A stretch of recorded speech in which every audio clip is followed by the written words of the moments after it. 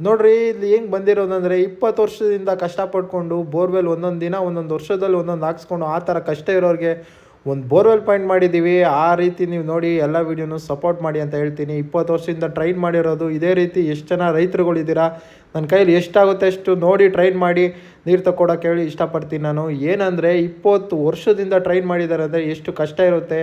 ಈ ರೈತ ಮಾತಾಡೋದು ಎಷ್ಟು ಖುಷಿಯಿಂದ ಇದ್ದಾರೆ ನೋಡಿ. ನೀವು ಇವಾಗ ರೈತರು ಮಾತಾಡ್ತಾರೆ, ಅದೇ ರೀತಿ ನೀವು ಫುಲ್ ವೀಡಿಯೋ ನೋಡಿ ಕೊನೆ ಗಂಟ ಸಕ್ಕತ್ತಾಗಿರುತ್ತೆ. ಈಗ ಅವ್ರ ಕಷ್ಟಗಳೆಲ್ಲ ಹೇಳ್ಕೊಂಡು ಒಂದು ಗೆಲುವು ಸಿಕ್ಕಿರೋ ಬಗ್ಗೆ ಹೇಳ್ತಾರೆ ನೋಡಿ. ಇವಾಗ ಕೇಳಿಸ್ಕೊಳ್ಳಿ. ಮಾತಾಡ್ತಾರೆ. ಒಂದು ಬೋರ್ ಆಲೆ ಡ್ರಿಲ್ ಆಗಿದೆ, ಇದು ಬಂದು ಇದ್ರ ಹತ್ರ ಹೊಳಲ್ಕೆರೆ ಹತ್ರ. ಎಷ್ಟು ಬೋರ್ ಫೇಲ್ ಆಗಿದೆ, ಯಾವಾಗಿಂದ ಟ್ರೈನ್ ಮಾಡೋರು ಅಂತಾನು ಹೇಳ್ತಾರೆ ಇವರು. ಬನ್ನಿ, ಯಾವಾಗಿಂದ ಟ್ರೈನ್ ಮಾಡಿದ್ದೀರಾ ಎಲ್ಲ ಹೇಳಿ.